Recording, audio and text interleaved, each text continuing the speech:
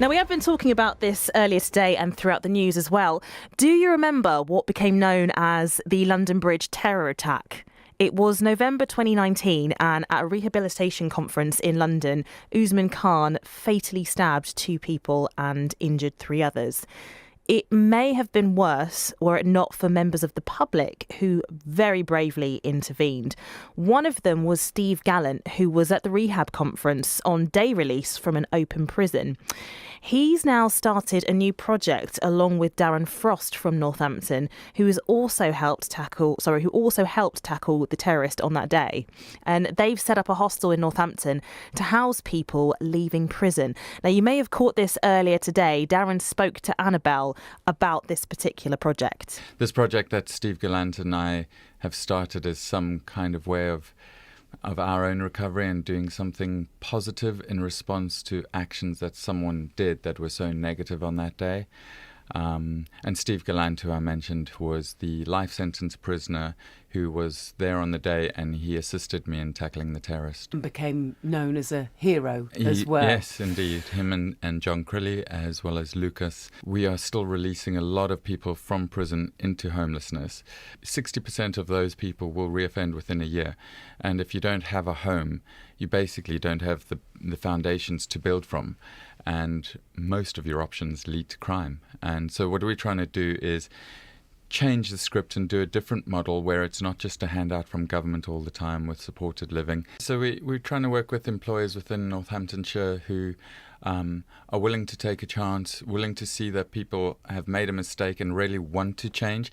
And this is we're working with a wonderful wing on 5 Wells, in HMP 5 Wells, where they work on social prescribing, where the men kind of create the rules and work through a democracy on that wing. And they've shown for us a long period of time that they want to make a change. They've been clean of drugs, they've been non-violent, etc. I met Richy a few months ago in prison, and I've been working with the guys there, so I get to know them. They referred through their probation check that they're safe to be with me, and yeah, it's really just that first step in the foundations. For our whole ethos is there's so much talent in prison.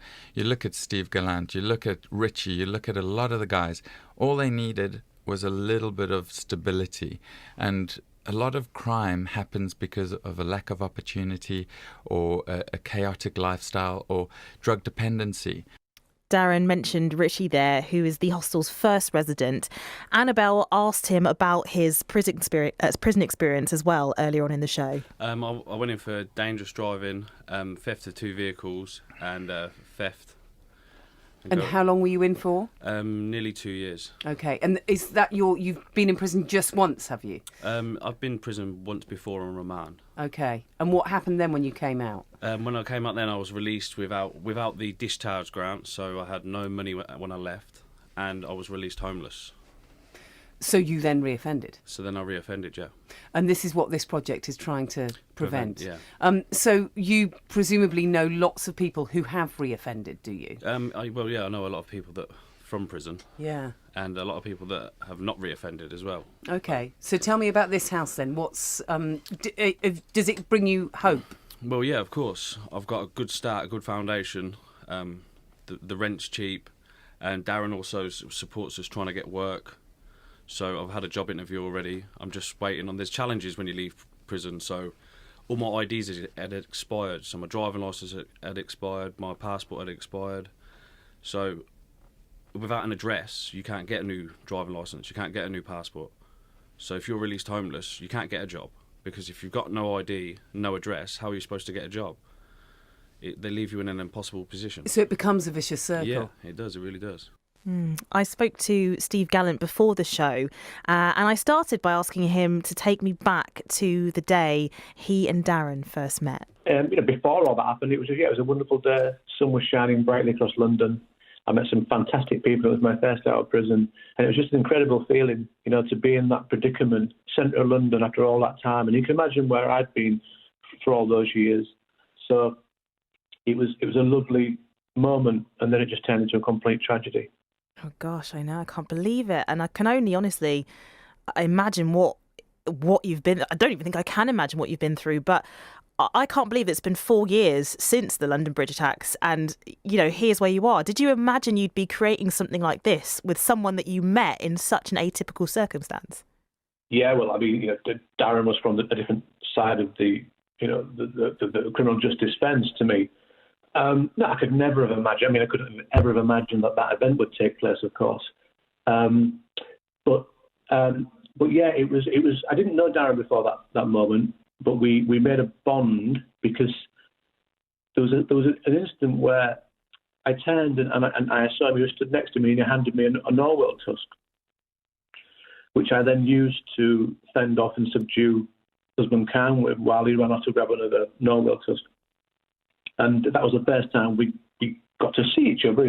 I didn't say anything to each other. And then obviously he went and got the other narwhal tusk, and then we both ended up pursuing husband Khan out onto London Bridge, and then working together to take him to the ground and hold him until the police come.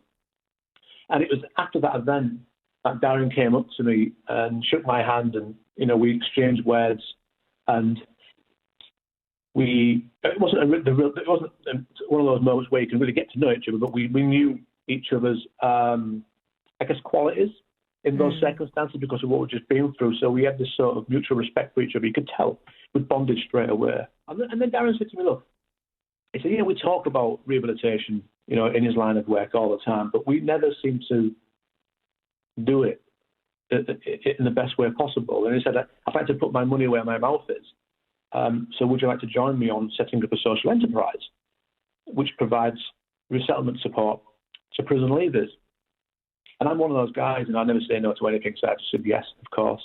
And over that 2.5, 3, is it 4 years now? Is it 4 years? 4 years. We obviously, I had to get out of prison, so it was just a concept at the time.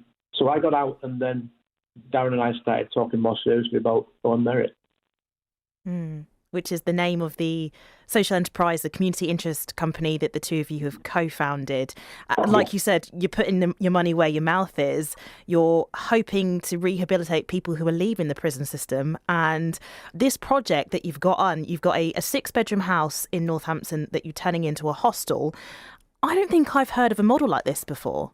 There's a fear around these things, isn't there? And you can understand it. You've got people coming out of prison, they've gone away for all sorts of offences, and if you was to run a model like this, here you are, you're getting guys potentially with lots of issues moving into a house together on release. And yeah, people are fearful of that sort of thing for the reasons that I mentioned. But Darryn, I've got experience in the prison system, working alongside prisoners. I've been a mentor. I've taken on all sorts of roles where I'm working with the prisoners, even directly with prisoners during plays. So I understand the dynamics and some of the challenges and how to engage people effectively. Darryn also has his experience from working with the Ministry of Justice, and he's also a very personal person, very approachable, and is also, as we've both proved on London Bridge, as an element of risk-taking, but for the good.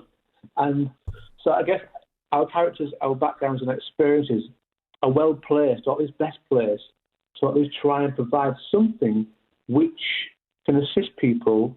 It's not necessarily with their rehabilitation. One would expect that those aims should have been met whilst in prison. And of course, we are quite selective in who we choose. We just choose anybody. I want people who are going to settle and find work. So yeah, it's just about us bringing together our experiences and providing an opportunity or a place where people can come out of prison, have like a settled period, some stability in their life, because that's all some people need, by the way. Just that period of stability where they can settle, have a roof over their head, and eventually get themselves into work and save enough money so they can move on. What are the typical issues that people do face when they're leaving prison? So some issues. Finding housing is a real problem, and getting somewhere to live, because firstly, getting onto the social housing list is difficult because it's a very long list. Getting private rented is tricky because most people don't have a history of private renting. They go from a record, and that can put off landlords. And you've got to have money. You've got to have money to pay for that as well. And you've got to have money to pay up front. So I guess it's really difficult for people. I mean, some people don't go into normal hostels, but that can only last for a few weeks sometimes. Sometimes it might last up to 3 months. But it's still not long enough for someone to be able to stabilise, especially if they're facing other issues, and get a job. How do you help people adjust, and how will this hostel help people adjust? We provide stability, of course, first and foremost, and so we give somewhere a roof over their head and the assurance that actually if they play by the rules, because the term own merit doesn't mean by your own merit you can achieve a whole lot more, because there has to be a degree of autonomy in terms of and responsibility in terms of what people do. So we give them stability, the assurance that they have somewhere to stay for a while, and we help them where possible to acquire things like identification, which is important for getting jobs, for opening a bank account and stuff like that. And also we expect the guys, those with lived experience in the prison system, to be able to support each other, because nobody will understand what they're going through as much as those who've already been through it, which includes me, of course. So how do you keep people safe, both in the house and out as well? Because I can only imagine when you've had difficulties in your past, that can bring some challenges in your present. There can be triggers, misunderstandings that lead to altercations, various different situations. How do you manage that? Well, like I said, we are quite selective. We want guys who demonstrate a level of maturity. I think we don't have people who are any sexual offenders or people with arsonist convictions. But you're right. Yeah, there will be some people who come out and there may be some risk there. So we want to design a community-based situation anyway, which provides that all-round support. And Darryn and I are going to be on the ground. We're going to be visiting every day. If there's any issues, it's just about being there, being present, and be able to sort of nip things in the bud and trying to make a situation as smooth as possible. Also, as well, we've got what is called a social prescribing model, which allows the guys themselves to set the rules. And oddly enough, some of the rules that have been set, which we was actually happy to be a bit more relaxed on, they've said, no, actually, we shouldn't be allowed to do this. We shouldn't be allowed to do that. And so they've toughened some of the rules up. But those rules have been decided by the guys. Also, we've got security cameras in there, facial recognition cameras, heat sensors in the bedrooms. So it's not, rather than having somebody constantly present hanging over them, which can also be a stressful thing when you come out of prison, but some of that technology will do that for us. That's a very interesting concept, actually. You mentioned you and Darryn are going to be, on the ground as much as you can. Yeah. You've both got full-time jobs. You've been working for Own Merit in your spare time, I believe unpaid. How do you keep this up? Well, I mean, we're both driven, and we both know that if we can prove this model and get it going, then it should be, sustainable, self-sustainable. And who knows, one day we may be able to grow this model to the extent that we are getting paid. But I guess, I'm full-time, but I work 4 days a week, so I'm free for Fridays, Saturdays and Sundays. And Darryn has managed to find a way to work his hours that allows him to be present on the ground as much as possible. Of course, we're not babysitting people. It's not that type of thing, because I think if you are present all the time and you're holding someone's hand, they become too reliant on you. If you don't give them autonomy, and it could be stressful as well, because I'm a prison leaver as well. If you think about it, anyway, prison. It'll be 2 years ago in August, and sometimes you just want to, when you get out, you want to be left alone and just have a little bit of space and a bit of peace, just to find yourself. And I think if you've got an authority hanging over you too much, that can be a problem too. So it's about finding that balance, and that's what we're trying to do. Just get a balance between enough presence and enough support, but allowing people and giving people enough autonomy so they can be themselves, express themselves how they want. What are the next steps going forward then, Steve? The next steps are we've got some more guys lined up to come in over the next 4 or 5 months. So it'll just be slowly getting those guys in there, trying to find local employers who could potentially take on some of the guys who come to the house, because we want these guys employed. We want them to be focused and we want them making their own money and paying their own work costs.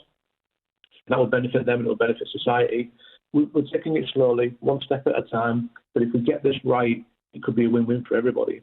Thanks to Steve for chatting with us about the hostel that he and Darryn Frost have put together here in Northampton to help rehabilitate those leaving the prison system. And Steve has also written a book about his experience that's due out later this year. It's called The Road to London Bridge, which we'll have to keep an eye out for. And of course, keep up to date as well with what they're doing alongside the community. Thank you to Steve Gallant and to Darryn Frost and Richy, who were with Annabelle earlier.